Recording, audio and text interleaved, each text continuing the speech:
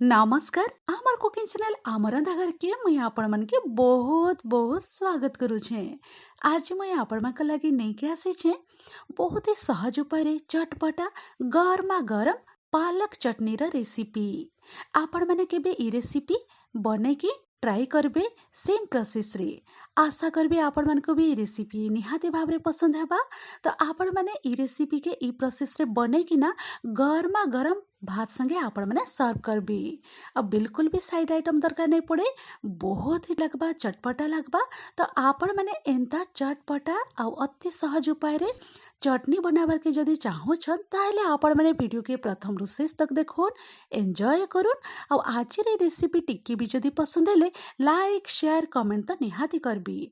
Channel जदि नुआ ताहले आमर घर चैनल के सब्सक्राइब करबा लगी बिल्कुल भी नहीं भूलबी।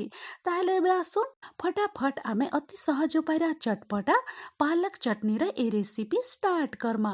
तो ए साइड रे गोटे प्लेट में नहीं जाइछे पालक साग नहीं जाइछे। साग के फर्स्ट मुई भल से बाछि देइथिली। बाछि दे साला परे मुई धोई देइथिली। धोई साला परे इने मुई आपण मन के देखै दउछे। तो आपण माने भी फर्स्ट बछा बछि करी देइ साला परे धोई देबे। धोई देइ साला परे इने देखि पारुथिबे सागटा पूरा धुआ धुई हे के रेडी हे जाइछे। एबे आमे इस प्लेट के साइड करी के रखी दमा। और पालक साग के एबे आमे काटी दमा। तो छोट छोट करिकी एंदा मैं काटी दउछे। तो देखि पारुथिबे एंदा छोट छोट करिकी काटी देबे पालक साग की। तो सब पालक साग के मैं कटाकटी करिकी रेडी करिकी साइड करिकी रखी देइछे। आ इने मैं आपण मन के टिके काटिकी देखै दउछे। तो एबे पालक साग कटाकटी तो रेडी हे जाइछे।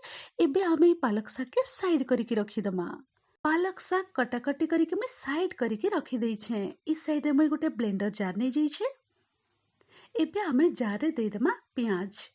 तो बड़ साइज रा दुईटा पियाज नहीं जाइथिली एंता काटिकी मुई दे दउछे। तार संगे संगे रसुन टिके दे दउछे आउ कंचा लंका दे दउछे। राग आपण माने आपणकर मनपसंद हिसाब रे कम बेसी करि पारबे। आ चटनीटा टिके राग राग हिथिले खाइबार लगे बहुत ही बढ़िया लगबा। तो कंचा लंका इने मुई 3टा दे देइछे। आपण माने टिके राग पसंद ताहले बढ़ाई पारबे।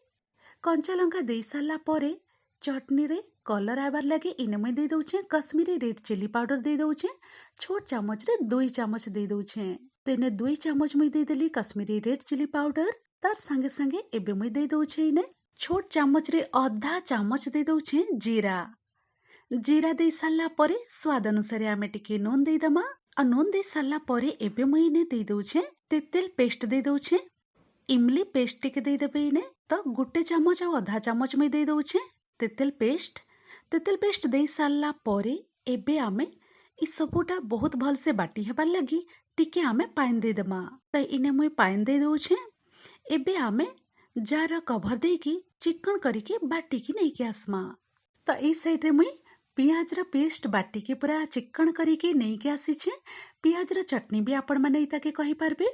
अब बहुत ही चटपटा रेडी हे छे। देखि दउछे मुई आपण मन के पाखरु। तो एंता चिकन करिके बाटिकी नहीं के आसबी। तो पियाज रा चटपटा चटनीटा तो रेडी हे जाइछे। एबे आमे ई जार के साइड करिके रखी दमा।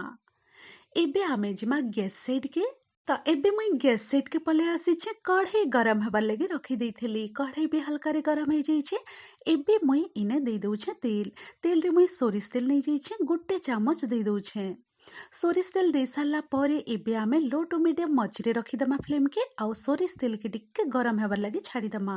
तेल जेते बेले गरम हे जिबा तो एबे इने आमे देइदमा जीरा। तो मुई दे दउछे जीरा हाफ चामच। आधा चामच जीरा दे सारला परे एबे मुई इने दे दउछे रसुन दे दउछे। एंता टिके लंबा रे मुई काटिके दे दउछे। जदि आउ पसंद ताहले आपण माने आउ रसुन टिके ऐड करि पारबी। रसुन कटा दे सारला परे एबे छोट चामच रे गोटे चामच चना दाल दे दउछे बुट डाली। तो चना दाल टिके एंता दे देबे। चना दाल दे सारला परे एबे मुई इने खूब सारा भृसंगा पत्र दे दउछे। भृसंगा पत्र निहाती भाव रे आपण माने ऐड करबे बहुत ही बढ़िया बास्ना आएबा। आउ जदि आपण मन को आउ टिके राग दरकार ताहले इने सुखा लंका के कंचा लंका भी ऐड करि पारबी। भृसंगा पत्र दे सारला परे एबे आमे किछि सेकेंड भाजी दमा। तो देखि पारुथिबे हल्का हल्का रे कलर टिके चेंज हे जाइछे। तो 2 मिनिट पाखापाखि हे जाइछे। लो टू मीडियम मझिरे रखिकी फ्लेम के मुई टिके एंता भाजी देइछे।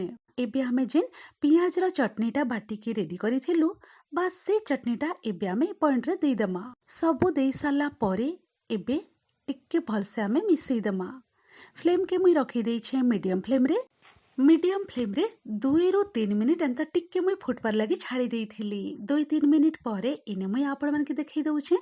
तो देखि पारुथिबे आउ थरे एंता भलसे आमे मिसई देमा। मिसई देई सारला परे एबे मुई टिक्के हल्दी पाउडर दे दउछे।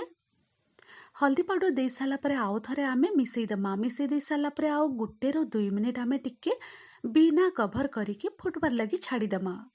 तो आउ 2 मिनिट हो जाइए। 2 मिनिट परे एबे पूरा पूरी रेडी हो जाइए। तो एबे आमे पॉइंट रे देदेमा पालक शाक। सब पालक शाक के दे सारला परे आउ थरे आमे सब जिनिस के भलसे आमे मिसई देमा।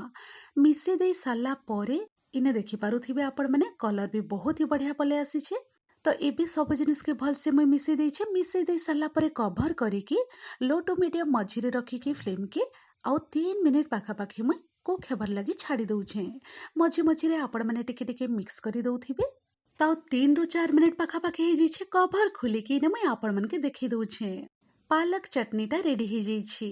जदि दरकार पड़ले आपण माने स्वाद अनुसार टिके नून दे देबे। तो मुई नून दे सारला परे आउ थरे भलसे मिसई दउछे। मिसई दे सारला परे 1 मिनिट टिके फुटबार लगी मुई छाड़ी दउछे। 1 मिनिट परे पूरा पूरी मुई फ्लेमटा ऑफ करी दउछे।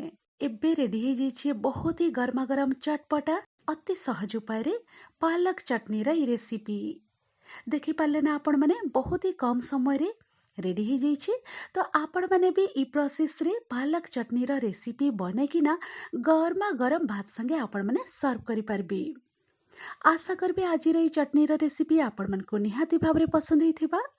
तो आपण माने भी वीडियो के प्रथम रो शेष तक देखिथिबारु बहुत बहुत धन्यवाद दउछे।